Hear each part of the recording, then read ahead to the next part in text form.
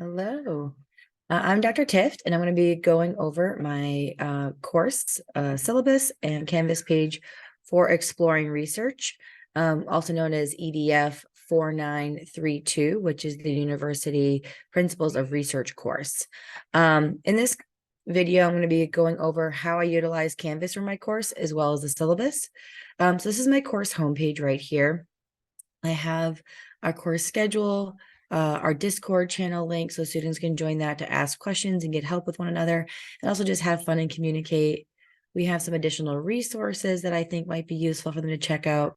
And then I always put our calendar for this week and the following week at the very bottom, and I update that every Friday or Monday morning so they can see what they're doing that week and then the following week as well. This is the teacher view, so your student's view is going to look a little bit different, but very, very similar. The syllabus can be found over here on the left menu under Simple Syllabus. It just takes a moment for it to come up. And here is what they should see. So this has the course information on it. It also has my contact information, my classroom number, and my office hours. I am available for students every morning from 7:30 to 8 unless something comes up, or after school by appointment. Of course, some days I have meetings, I have clubs scheduled, but if students let me know they'd like to meet with me, we can usually find a meeting date within a day or two of their request. The TA that I have, I'll be adding her information shortly once we get her all organized. So here's the course description, and this just goes over the topics of our course, what our goals are, and what students should be able to take away from the course by the end. We don't have any required textbook for this course because our readings are all journal articles. So those are all things that we're pulling from the web, and I post them on Canvas when we have assignments. So the students can access those at any time. After that, we have our course objectives and student learning outcomes. So this is what we're going to be doing in the class. We're going to be looking at what research is and what it looks like at FAU and beyond. So we have guest speakers come in, and they're going to talk in a variety of different fields, usually from FAU, but not always. Some of them are from surrounding universities, collaborators, or other people that we know that we invite in. We teach them how to learn to find, read, and comprehend and critique primary literature. These are the journal articles, which is the research that articles that the researchers publish that other researchers read. It's above like a general public's viewing, essentially, of research. We help them learn how to understand the basic research methods, theory, ethics, and design. We teach them how to learn to critically evaluate information presented on the internet, in the news, and other sources. They learn how to design, perform, and analyze and present a research study. They do that in the second half of the course, where they are going to create a group observational research project. They come up with the idea, they figure out how they're going to measure their variables, they go out and they collect their data, they analyze it, and they put it into a poster, and they present that as their final exam project. They also learn how to read and interpret statistical techniques that we use to evaluate scientific literature. And then we also help them learn more about their own research interests and topic and refine those a little bit more fully. The course evaluation is listed here. The big takeaway from this is that because this is a university course, FAU pulls their grades from my Canvas, and that's what gets put on their college transcript. So all my grades in Canvas are going to be added to their final grade unless it's specified specifically on that assignment. So their grade in focus is what the state pulls, and I put that in there every couple of weeks, but their grades in Canvas should match the grades that you're going to see in focus. So if you're wondering like, oh, wow, but there hasn't been any grades coming in from research for a while, I wonder what's going on. It's because in Canvas, that's where I have everything up to date. And then usually every 2 weeks or so, I go and I update on focus the work that they're doing. But because their assignments come in on Canvas, that's where I do the evaluations. That's where comments and feedback will be left. If I have to take off points, I tell them why, and it's all going to be in Canvas, and that grade's going to be right there. So really, I'm just duplicating that into focus every few weeks, but I'm not adding the comments and stuff. Here's the assignment breakdown. They may be doing article or podcast reflections. They're definitely going to do quite a few research templates where they're going to read papers and analyze them, pull apart and pull out the necessary information, and learn how to interpret that information. They're going to do a group presentation on a research paper of their group's choosing. They're going to be giving each other evaluations of how they worked as a group. They're going to do a research methods mega quiz, as I call it. And so I will be giving lectures on basic research methods, vocabulary, techniques, and things that we use in the field of any sort of research. And then I give them a large quiz. So I have found if I call it a quiz, the students don't study for it because, like, oh, it's just a quiz. If I call it an exam, they freak out. So this, I call it the mega quiz because it's a little bit bigger than a normal quiz, but it's not quite a full exam. So just kind of put it in perspective, it's worth 30 points. Their homework is generally worth 15 points. Their big presentations are worth 50 points. So this is kind of like right down in the middle there. It's not something they can blow off, but it's not something that should kill them. Then they're going to have assignments that are going to lead towards their group research project. And those vary depending on how in-depth that assignment is. And then their final presentation of their poster is worth 20% of their semester grade because that is their final exam. The grading scale is listed here. I do not do A-, B+, B-. It's just a straight letter grade. This is what we use across all the research courses for the high school. Here is my policies on makeup tests, late work, and incompletes. Really, the bold part here is what students need to know. So no late classwork or homework will be accepted. If it is turned in late, it is a 0. And that means turn it 11:15 before 11:59. So if they turn it at 11:59 and 20 seconds, it is considered late. That also includes making sure that they're submitting the correct file. So they're not just submitting the wrong assignment, they're submitting their correct version. So sometimes they'll work on multiple versions of an assignment. They don't rename it properly. They upload the wrong one. And so it's only like half completed. If they submit the wrong file format, we're very clear at the beginning of the year, Canvas only can read certain file formats. So if they're uploading GDocs or dot pages or whatever other crazy file formats are out there, we cannot see them, so they don't exist. It has to be a PDF or a docx. Those are the only 2 file formats that like we're going to use for most of our assignments. Now, PowerPoints and things later on are a little bit different, but usually a PDF is kind of like your safest bet. If students are absent, let's say they had an excused absence because they were sick, then they need to make up whatever, like a test or assignment as quickly as possible. Now, most of our assignments, they're given several days, if not weeks, to complete the assignment. So even if they're absent the day that is due, it is still due for them. It's called time management. They have to get it done before anything crops up. And yes, I know sicknesses aren't planned, but they should at least be able to turn in some of it, even if it's not 100% of the work. If it's extenuating circumstances, they're hospitalized, major car accident, things like that, we can talk. But for the most part, they're going to have time to work on their assignments. They should have it completed or very nearly completed by the time anything happens. If they're out for a planned event, you guys are going to a wedding or a school trip for, a sporting event or something like that, they need to talk to us before that, and they need to make sure that they're making plans to either make up assignments as soon as they get back or have them done before they leave. Now, if it's an unexcused absence, they don't get an opportunity to make that up. And if I'm giving them a quiz, let's say that they missed the mega quiz, then I reserve the right to give them a different version of that test, because I don't want any sort of academic integrity issues to happen with that. They may be getting information from friends who previously took the test. They just really, the main point is they need to communicate with us at all times. If they're absent, they need to check in with us if they've been absent, especially for more than a day, and not just, did we do anything while I was gone? Obviously, we're not waiting around for a student to come back, because if we did that, we would never get anything done. So they need to come to us ready to either review information, get notes. They should be talking to their peers, things like that. So they need to make sure they're checking in with us. Classroom etiquette, they should be using their personal devices appropriately.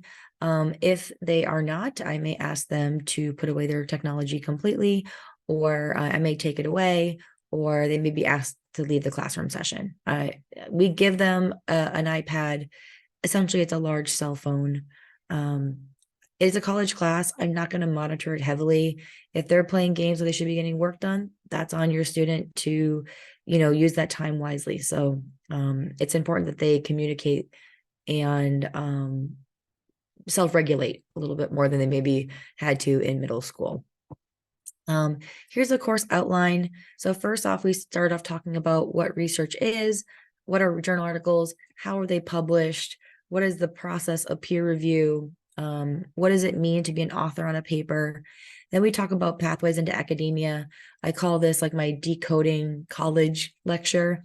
So they learn what an undergraduate or graduate degree is, what is a bachelor's, master's, PhD, what's a dissertation, a thesis, what's an advisor, what's a postdoc, what type of professors are out there, what is like the relative pay and power of each of those positions. So it's a really good glimpse into the college university life, especially if they're first generation college students or none of their family has gone into higher level research.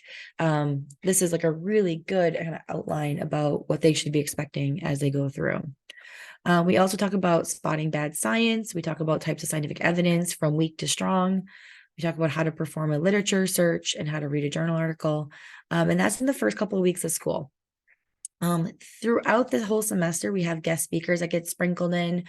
I try to formulate that based off of the interest of the students, but I always have the research team come in and give talks about their research because those are the professors that they may have later on in the program, and they're some of the best resources that our students have. So it's good to get to know them, their background. We also have collaborators who come in and they use our imaging lab, or they may be doing research in our school. And one of the things that we ask of them is to give a presentation to students. So this is a great opportunity for those collaborators and a great opportunity for our students to understand some of the research that's happening in our building. But then based off their interest, so if I have a group that's really interested in engineering, I try to pull more engineering professors, astronomy, aerospace, medicine, things like that. So I do my best. Of course, professors, especially in the medical field, aren't always great at answering emails from high school teachers. But we do our best, and they hear from a variety of different people from different fields. I also, throughout the second month of school, I go through research methods. And as I mentioned, they get to learn some of the vocabulary and methodology that they're going to encounter as they begin to read the research papers. So we go through lectures on theory, ethics, sampling, experimental design, and statistics.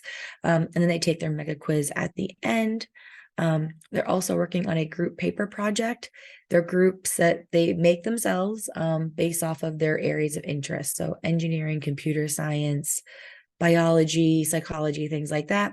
They choose papers. I help them choose the best one. Everyone in the class reads that paper, completes an analysis template, and then they all read and analyze the paper. And then the group that chose that paper gives a full class presentation. So they have the entire class period to lead a lesson on that paper. And that includes an interactive component, leading discussion questions and things like that. It's a really good opportunity for them to really dive deep and take ownership of some content for the whole class.